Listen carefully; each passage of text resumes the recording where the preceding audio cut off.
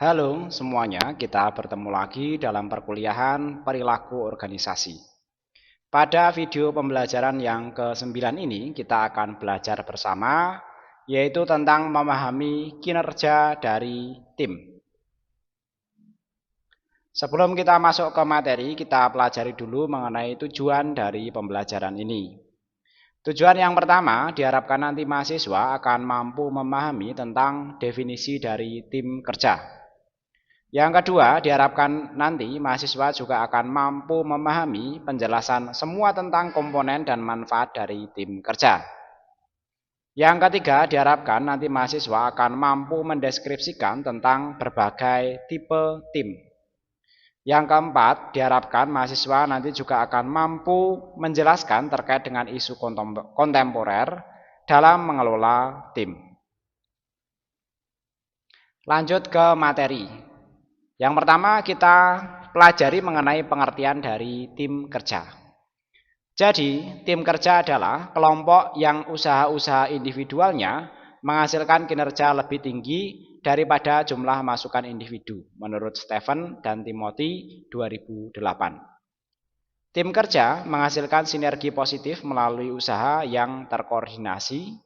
Usaha-usaha individual mereka menghasilkan satu tingkat kinerja yang lebih tinggi daripada jumlah masukan individual. Jadi maksudnya nanti masukan individual itu kecil, tapi nanti dalam tim kerja nanti mereka bersatu padu membentuk hasil kinerja atau output yang lebih besar daripada nanti hanya kumpulan saja ya.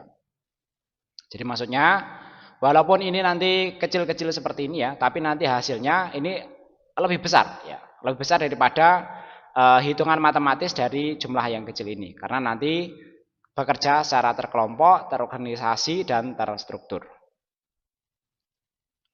Selanjutnya komponen dari tim kerja. Jadi komponen tim kerja dibagi menjadi 3 menurut DAF 2003. Yang pertama, diperlukan 2 orang atau lebih. Tim dapat cukup besar walaupun kebanyakan kurang dari 15 orang. Yang kedua, orang dalam tim melakukan interaksi secara teratur. Orang yang tidak berinteraksi dan tidak membentuk sebuah tim itu nanti tidak masuk dalam kategori ini, yaitu interaksi secara teratur. Jadi nanti yang tidak berinteraksi tidak akan membentuk sebuah tim. Jadi pastikan nanti semua anggota tim itu berinteraksi. Yang ketiga, orang dalam sebuah tim terbagi sebuah tujuan berkinerja. Jadi orang dalam sebuah tim ya terbagi dalam sebuah tujuan tim kerja. Ya. Selanjutnya, memanfaatkan tim kerja. Kerja tim dapat memberikan manfaat ya. Di antaranya adalah yang pertama, pekerjaan menjadi lebih ringan karena dilakukan bersama-sama. Yang kedua, dapat menimbulkan semangat kebersamaan. Apalagi nanti jika lingkungan kerjanya mendukung baik atasan maupun bawahan ya ataupun kawan-kawan kerja mereka. Kemudian yang ketiga, lebih efektif dan efisien dibandingkan dengan bekerja sendiri-sendiri. Yang keempat, kinerja organisasi akan menjadi meningkat dengan adanya tim kerja ini. Nah, mengapa sih tim kerja menjadi populer ya untuk saat ini ya? Kita tahu ya di mana-mana orang itu kebanyakan bekerja secara berkelompok. Kalau itu terutama ya pekerjaan-pekerjaan yang strukturnya lebih rumit, menuntut hasil kinerja yang lebih tinggi atau kapasitas pekerjaannya yang lebih besar. Nah, ini yang pertama alasannya adalah tim biasanya mengungguli individu. Ya, ini kita lihat ya, organisasi dibandingkan dengan individu ya, hasil kerjanya umumnya itu jauh lebih baik dan jauh lebih besar hasilnya dengan berorganisasi atau berkelompok. Yang kedua, tim menggunakan bakat karyawan yang lebih baik ya, karena nanti di sana setidaknya ada proses seleksi ya, baik itu proses secara meritokratis ataupun proses seleksi berdasarkan perkawanan ya. Kemudian yang ketiga, tim yang lebih fleksibel dan responsif terhadap perubahan lingkungan. Jadi kalau individu mungkin ada masalah individu dengan perubahan lingkungan dan lain sebagainya, Tapi kalau itu tim, itu nanti biasanya lebih fleksibel. Ya, jadi nanti bisa saling menutupi kekurangan individu di dalam tim. Yang keempat, tim memfasilitasi keterlibatan karyawan. Ya, jadi nanti ya tadi sifat saling melengkapi ya. Jadi nanti ada yang misalnya ya ada ahli yang bidang A, kemudian bidang B, kemudian nanti ada yang menjadi asistennya atau melengkapi dari pekerjaan mereka. Yang kelima, tim merupakan cara yang efektif untuk mendemokratisasikan sebuah organisasi dan peningkatan motivasi. Selanjutnya tipe-tipe tim. Yang pertama ada tim pemecahan masalah. Kelompok 5-12 karyawan. Ini dari satu departemen yang bertemu selama beberapa jam tiap pekan untuk membahas perbaikan kualitas, efisien, dan lingkungan kerja. Itu nanti efektif dalam upaya memperbaiki masalah-masalah yang muncul ya dalam organisasi. Kemudian yang kedua, tim kerja swakelola. Ini adalah kelompok 10-15 orang yang memikul tanggung jawab mantan penyelia mereka ya. Jadi nanti ini untuk ini ya kurang lebih sama ya dengan supervisor ya. Jadi nanti 10-15 orang ya yang nanti menggantikan tanggung jawab dari misalnya supervisor yang sedang ada kendala atau lain sebagainya ya. Selanjutnya kita pelajari mengenai jenis tim. Ini lanjutan ya. Nanti ada tim lintas fungsional. Jadi kalau tadi ada dua tipe ya, yaitu pemecahan masalah dan swakelola. Berikutnya nanti ada tim lintas fungsional. Karyawan dari sekitar tingkat hierarki yang sama, tetapi dari wilayah kerja yang berbeda, yang datang bersama-sama untuk menyelesaikan tugas. Jadi kalau tadi cenderung berada dalam satu wilayah kerja yang sama. Tapi kalau lintas fungsional, itu cenderung lebih beragam sumbernya ya, karyawannya tersebut.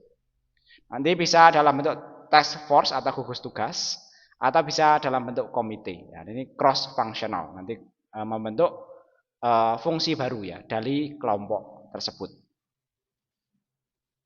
Selanjutnya masih mengenai jenis tim ya, nanti ada tim virtual. Ini adalah tim penggunaan teknologi komputer untuk mengikat bersama-sama anggota yang tersebar secara fisik dalam rangka mencapai tujuan bersama. Ya, kurang lebih virtual seperti itu ya. Karakteristik dari tim ini ya, yang pertama tidak adanya isyarat praverbal dan nonverbal. Yang kedua, konteks sosialnya yang terbatas ya. Yang ketiga, kemampuan untuk mengatasi kendala waktu dan ruang. Nah, dengan adanya teknologi ini ya, tentu masalah waktu dan ruang itu nanti bisa lebih teratasi ya. Kemudian konteks sosial ya, misalnya bertemu ya pada jam-jam misalnya ada acara terkait dengan budaya, itu nanti juga bisa teratasi dengan adanya tim virtual ini. Kemudian soal isyarat praverbal dan nonverbal juga nanti bisa teratasi dengan baik adanya tim virtual ini. Selanjutnya ya untuk membuat tim yang efektif ya nanti kurang lebih bisa kita lihat ya dalam diagram ini ya. Yang pertama dari aspek konteks ya mengenai sumber daya yang memadai, kepemimpinan, iklim kepercayaan dan evaluasi kinerja dan imbalan itu nanti menjadi bagian yang penting untuk membuat tim yang efektif ya. Nah, nanti dalam bahasa Inggrisnya nanti seperti ini. Berikutnya komposisi yaitu di dalamnya terkait dengan kemampuan, kepribadian, peran dan keanekaragaman, ukuran, keluasan, dan preferensi untuk kerjasama tim. Ya, jadi nanti ini juga menjadi komponen yang penting untuk membentuk tim yang efektif. Selanjutnya adalah desain pekerjaan. Nah, di dalamnya nanti ada otonomi, berbagai keterampilan, identitas tugas, dan signifikansi tugas. Dan komponen terakhir yang dimasukkan dalam hal ini ya, yaitu proses. Tentunya nanti di dalamnya harus ada tujuan yang sama, tujuan yang spesifik, keberhasilan tim, konflik, dan kemalasan sosial. Selanjutnya, membangun tim dengan kinerja tinggi. Yang pertama yang perlu diperhatikan adalah ukuran tim kerja. Yang tertarik cenderung kecil di bawah jumlah 10. Terlalu banyak nanti tidak mampu membangun kekompakan. Komitmen dan akuntabilitas mutual yang penting untuk mencapai kinerja yang tinggi. Jika unit kerja aslinya lebih besar dari itu, usahakan dipecah ke dalam 2 tim ya. Jadi upayakan idealnya nanti 10, dan nanti kalau memang lebih besar dari itu dipecah dari 2 tim dan nanti dikoordinasikan sehingga nanti tidak terlalu banyak masalah lah ya dalam kelompok tersebut. Kemudian yang kedua yang perlu diperhatikan adalah kemampuan para anggota. Agar tampil secara efektif, tim memerlukan jenis keterampilan yang berbeda-beda. Keahlian teknis, keterampilan memecahkan masalah, dan pengambilan keputusan agar mampu mengidentifikasi masalah, menghasilkan alternatif, mengevaluasi alternatif tersebut, dan membuat pilihan yang kompeten. Terakhir, membutuhkan orang-orang dengan keahlian dan kemampuan untuk mendengar yang baik, memberikan umpan balik, dan mengatasi konflik dan keterampilan interpersonal lainnya. Yang ketiga adalah satu komitmen untuk satu tujuan yang sama. Tim yang efektif mesti memiliki tujuan atau visi yang sama dan bermakna ya, yang memberikan arah, momentum, dan komitmen bagi para anggotanya.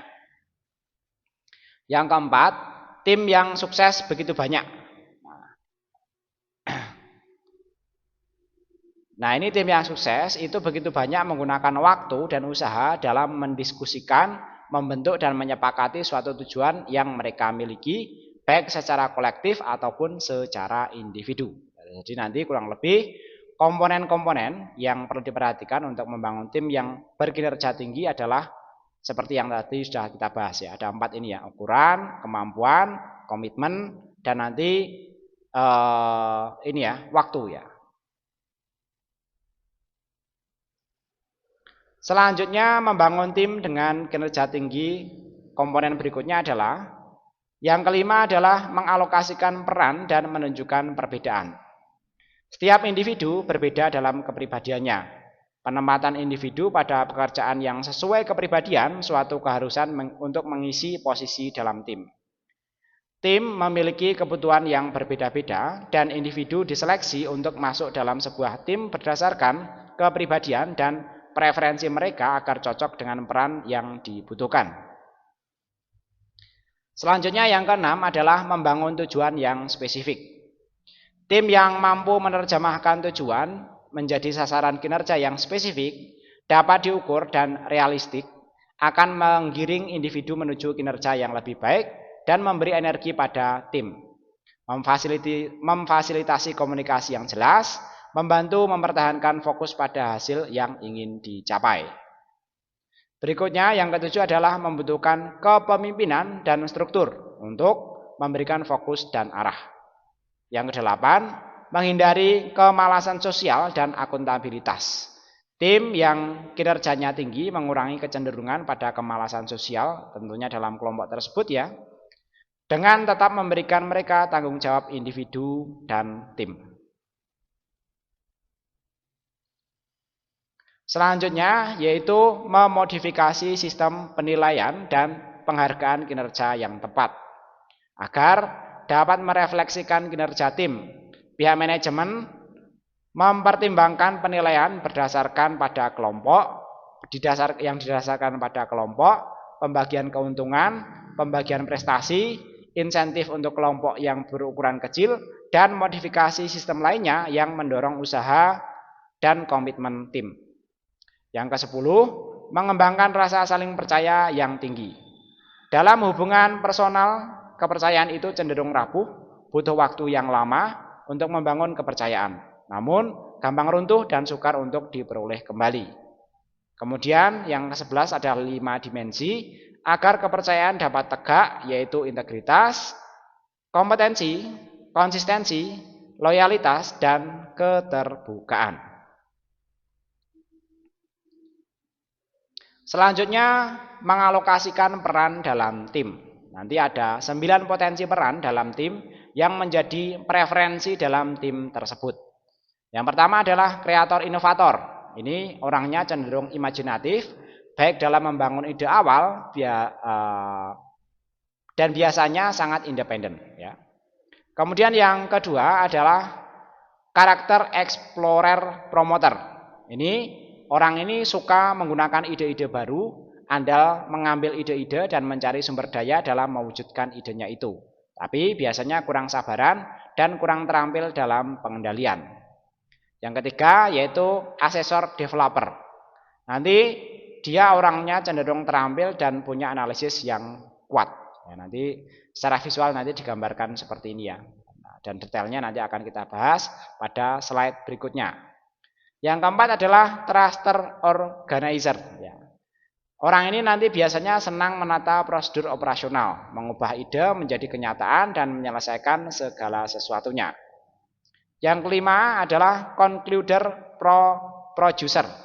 Nah, orang ini nanti sangat peduli dengan hasil, peran dititik beratkan pada memaksakan agar tenggat waktu dapat terjaga dan memastikan seluruh komitmen dapat diikuti dan dilaksanakan dengan baik.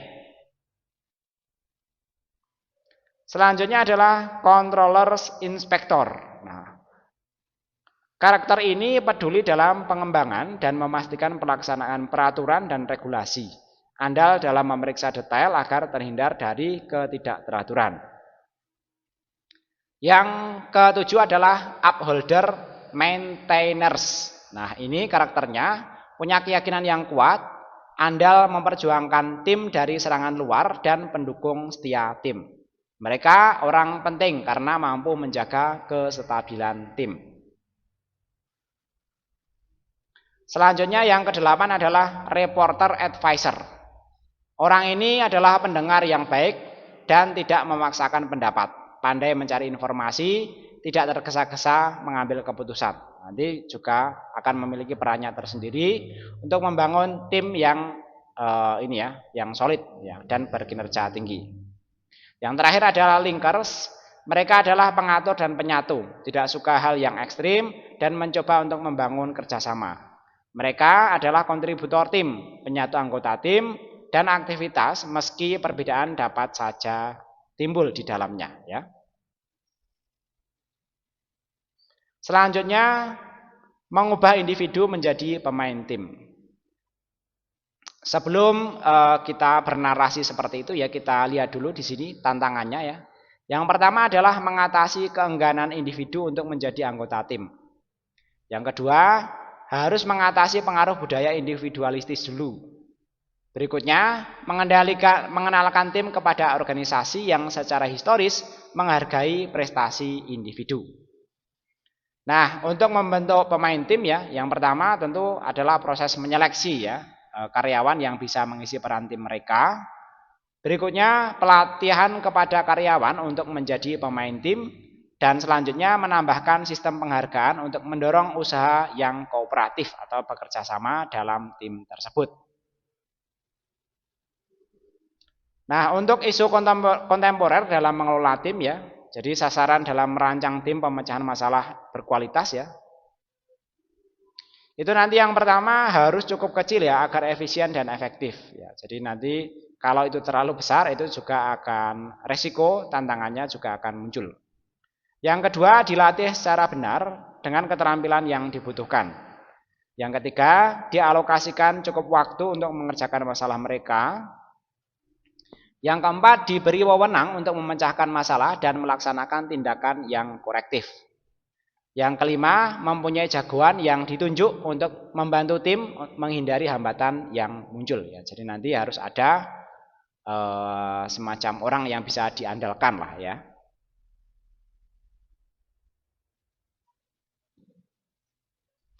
Selanjutnya mengenai tim dan keanekaragaman tenaga kerja ya. Jadi nanti ini juga menjadi isu yang penting ya untuk dipertimbangkan. Keuntungan dan kerugian keragaman ya. Nah, jadi nanti kita lihat dulu keuntungannya ya dengan adanya keragaman tenaga kerja. Yang pertama nanti akan muncul berbagai perspektif ya. Nanti lebih kaya perspektif. Kemudian berikutnya keterbukaan yang lebih besar untuk ide-ide baru. Ya, idenya nanti juga akan lebih kaya. Berikutnya akan berbagi penafsiran, kemudian meningkatkan kreativitas, selanjutnya meningkatkan fleksibilitas juga karena didasarkan pada berbagai perspektif dan pandangan yang berbeda-beda. Kemudian berikutnya meningkatkan kemampuan dalam pemecahan masalah. Namun demikian juga ada sejumlah kekurangannya. Ya, yang pertama adalah ambiguitas. Nantinya mungkin akan muncul berbagai penafsiran atau perspektif yang mungkin berasal dari ide atau dari kalimat yang sama. Tentu nanti juga akan muncul kompleksitas ya. Kekacauan juga akan mungkin muncul ya akibat dari terlalu kayanya keragaman ya. Kemudian juga akan muncul kesalahan komunikasi atau salah paham ya. Kesulitan menemukan kesepakatan tunggal juga akan mengalami kesulitan dalam menyetujui tindakan khusus ya. Itu nanti lazim sekali ya dalam tim yang memiliki keragaman tinggi. Baik, dari apa yang sudah kita pelajari, kita dapat membuat kesimpulan yang sederhana ya. Bahwa tim kerja adalah kelompok yang upaya-upaya individualnya menghasilkan suatu kinerja yang lebih besar daripada jumlah dari masukan-masukan individual yang ada. Baik, demikian materi pembelajaran yang dapat saya sampaikan. Mudah-mudahan apa yang saya sampaikan dapat dipahami dengan baik dan bermanfaat ke depannya. Terima kasih dan sampai ketemu lagi pada video pembelajaran berikutnya.